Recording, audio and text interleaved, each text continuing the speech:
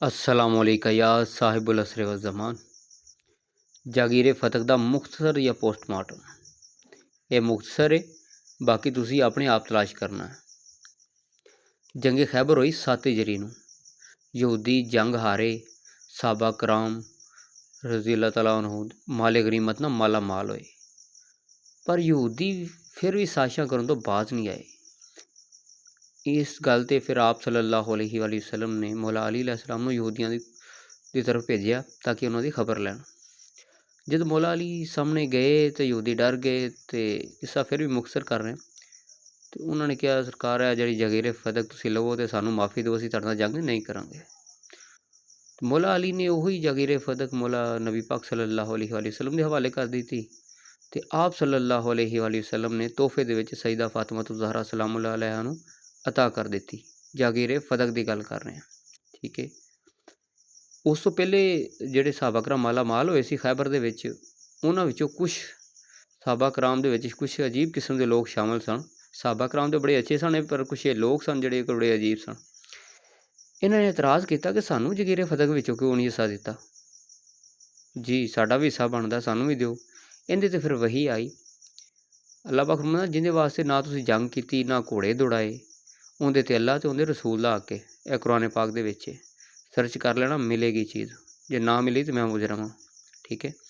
सारी गल पूरे दलील ना कर रहे हैं। अगर एक भी गल मेरी गलत हुई ना, पहली गल आप तहकीक करना, ठीक है। तकरीबन 3 साल सईदा फातिमा ज़हरा सलामुल्लाह अलैहा दे कब्जे दे विच जगीरे फदक रहा। इहदे तो फ़ायदा हासिल करते रहे। इन्हां दे नौकर उत्थे काम करते सी, इन्हां दे गुलाम उत्थे काम करते सी। जगीरे फदक तो फ़ायदा हासिल होंदा रहा नबी पाक सल्लल्लाहु अलैहि वसल्लम दे। 11 हिजरी में आप सल्लल्लाहु अलैहि वसल्लम ने बाज़ार पर्दा फरमाया। उस बाद फ़ौरन हज़रत अबू बकर सदीक रज़ी अल्लाह तआला अन्हु खलीफा बने तो फ़ौरन जगीरे फदक नूं अपने कब्जे में ले लिया, वो भी ज़बरदस्ती तो बगैर किसी वारंट तो, इतलाह तो भी बगैर। ਜਿਹੜੇ ਇਹਨਾਂ ਦੇ ਗੁਲਾਮ ਸੀ, ਜਿਹੜੇ ਉਹ ਕੰਮ ਕਰਦੇ ਪਏ ਸੀ, ਉਹਨਾਂ ਨੂੰ ਤੇ ਭਜਾ ਦਿੱਤਾ ਗਿਆ ਉਹਨਾਂ ਨੂੰ ਤੇ, ਠੀਕ ਹੈ। ਉਹ ਜ਼ਾਹਿਰ ਗੱਲ ਕਿਤੇ ਕਬਜ਼ਾ ਕਰੀਏ ਤੇ ਪਹਿਲੇ ਉੱਥੋਂ ਦੇ ਜਿਹੜੇ ਮਜ਼ਾਰੇ ਹੁੰਦੇ ਨੇ ਉਹਨਾਂ ਨੂੰ ਸਾਈਡ ਤੇ ਕਰੀਏ ਤੇ ਫੇਰ ਹੀ ਕਬਜ਼ਾ ਹੁੰਦਾ ਨਾ। ਕਬਜ਼ਾ ਹੋ ਗਿਆ ਜੀ। ਉਹਦੇ ਉੱਤੇ ਜੋ ਸਈਦਾ ਫਾਤਿਮਾ ज़हरा सलामुल्लाह अलैहा ने मुतालबा किया, मैं फिर भी इत्थे गल सारी मुख्तसर कर रहा, जिहड़ियां हदीसां दे विच लिखी है या तरीक लिखी, मैं नहीं बयान की। मुतालबा किया कि मेरा हक है, मैनूं क्यों नहीं दिता जा रहा। तो इससे जवाब मिलिया सी कि नबियां दी कोई विरासत नहीं हुंदी। बीबी पाक नूं यह हदीस सुनाई गई सी कि नबियां दी कोई विरासत नहीं हुंदी।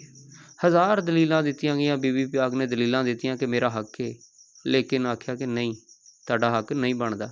किस्सा मुख्तसर, बीबी पाक नूं नहीं मिलिया, बीबी पाक नूं नहीं मिलिया। अच्छा, फिर वही फदक हज़रत उस्मान गनी रज़ी अल्लाह तआला अन्हु ने अपने दमाद मरवान बिन हकम नूं तोहफे दे विच दिता, नाले अपना दमाद बनाया उन्होंने ते नाले वो तोहफे दे विच बाग फदक दिता। ये वही मरवान बिन हकम सी जिन्होंने नबी पाक सल्लल्लाहु अलैहि वसल्लम ने जिला वतन किया सी। तो फिर हज़रत उस्मान के दौर च इन्हूं फिर वापस बुलाया गया, तो नाले इन्हों मतलब बेटी की शादी की, तो नाले बाग फदक जिहड़ा तोहफे दिता गया, ठीक है। फिर वही चलदा चलदा चलदा इन्हां दी नस्ल दे विच, मरवान बिन हकम की नस्ल दे विच चलदा चलदा हज़रत उमर बिन अब्दुल अजीज़ के दौर आया। उन्होंने अपनी हुकूमत च आके जिहड़ा उन्होंने कहा ना साडे वड्डियां ने माल लुटे सी, नजायज़ ज़मीनां कब्जा किया सी, उन्हें कहा मैं उन्होंने ਜਿਹੜੇ ਮਾਲਕ ਨੇ ਉਹਨਾਂ ਨੂੰ ਵਾਪਸ ਕਰਨਾ ਹੈ। ਲਿਹਾਜ਼ਾ ਉਹਨੇ ਸਾਰਿਆਂ ਦੇ ਜਿਹੜੇ ਵਾਰਸ ਸੀ ਉਹਨਾਂ ਨੂੰ ਉਹ ਜ਼ਮੀਨਾਂ ਵਾਪਸ ਕੀਤੀਆਂ, ਉਹ ਚੀਜ਼ਾਂ ਵਾਪਸ ਕੀਤੀਆਂ। ਅਤੇ ਜਦੋਂ ਆਈ ਫਦਕ ਦੀ ਵਾਰੀ ਅਤੇ ਉਹ ਉਹਨਾਂ ਨੇ ਔਲਾਦ ਫਾਤਿਮਾ ਸਲਾਮੁੱਲਾਹ ਅਲੈਹਾ ਨੂੰ ਵਾਪਸ ਕੀਤਾ ਜੀ। ਜਿਹੜੇ ਉਸ ਦੌਰ ਦੇ ਸਨ ਨਾ, ਮੌਲਾ ਬਾਕਰ ਜਾਂ ਮੌਲਾ ਜ਼ੈਨ ਆਬਦੀਨ, ਇਹਨਾਂ ਤੋਂ ਬਾਅਦ यानी कि औलाद फातिमा, यानी कि सीधी गल आले रसूल सल्लल्लाहु अलैहि वसल्लम बागे फदक वापस किया। तो कहते होया वापस किया कि ये साडे वड्डियां ने नजायज़ कब्जा किया सी जी। तो वैसे इस टाइम वो सऊदीया के कब्जे में ही है, यानी कि फिर वो दोबारा चला गया, ले बैद दुश्मनों के कोल ही चला गया। लेकिन एक बारी उमर बिन अब्दुल अजीज़ ने वापस कर दिता। ये तरीक दे वेले लिखिया, मैं स्कूल दी किताबां च पढ़िया है, ठीक है ना, मैं कोई शिया किताबां चों नहीं पढ़िया जी। अच्छा, हुण इत्थे गल मुख्तसर करनी मैं, अगर नबी पाक जी आयत आ गई अल्लाह ते अल्लाह दे रसूल का हक है, अगर बीबी पाक का हक ना होंदा नबी पाक तोहफे च क्यों देंदे? पहली गल, ਅਗਰ ਵਿੱਚ ਲੋਕਾਂ ਦਾ ਹੱਕ ਹੁੰਦਾ ਤੇ ਫਿਰ ਨਬੀ ਪਾਕ ਤੇ ਯਾਰ ਅਗਰ ਉਮਤ ਦਾ ਹੀ ਹੱਕ ਹੁੰਦਾ ਤੇ ਨਬੀ ਪਾਕ ਆਪਣੇ ਕਬਜ਼ੇ ਵਿੱਚ ਰੱਖਦੇ। ਉਹ ਬੀਬੀ ਪਾਕ ਨੂੰ ਤੋਹਫੇ 'ਚ ਕਿਉਂ ਦਿੱਤੀ ਗਈ? ਹਮੇਸ਼ਾ ਕੋਈ ਵੀ ਚੀਜ਼ ਜਦੋਂ ਕਿਸੇ ਨੂੰ ਤੋਹਫੇ ਦਿੱਤੀ ਜਾਵੇ ਆਪਣੀ ਸਮਝ ਕੇ ਦਿੱਤੀ ਜਾਂਦੀ, ਤੇ ਜਿਹੜੀ ਤੋਹਫੇ ਚੀਜ਼ ਦੇ ਦਿੱਤੀ ਜਾਂਦੀ ਉਹ ਉਹਦੀ ਹੁੰਦੀ ਹੈ। ਇਹ ਕਾਨੂੰਨ ਹੈ, ਇਹ ਕੁਲੀਆ ਹੈ ਹਰ ਜਗ੍ਹਾ ਦੇ ਉੱਤੇ। ਲੇਕਿਨ ਅਫਸੋਸ ਕੀ ਕਰ ਸਕਦੇ ਹਾਂ, ਇਸ ਤਰ੍ਹਾਂ ਹੋਇਆ ਹੈ।